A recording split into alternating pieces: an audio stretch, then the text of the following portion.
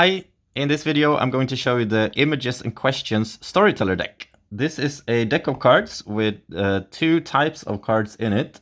We have questions and we have images. And the idea of this deck is to create creative writing prompts by drawing a image.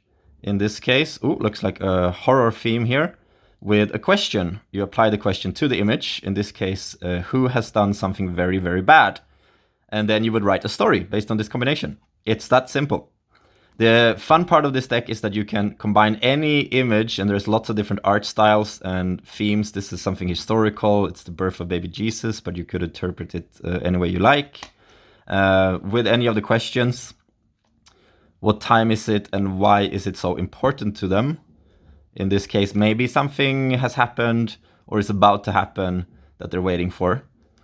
The questions have different categories, 3 different categories. In this case, we have a generic question.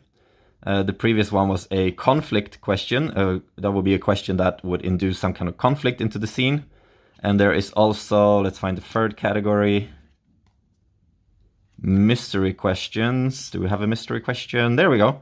What if this scene was set in the future?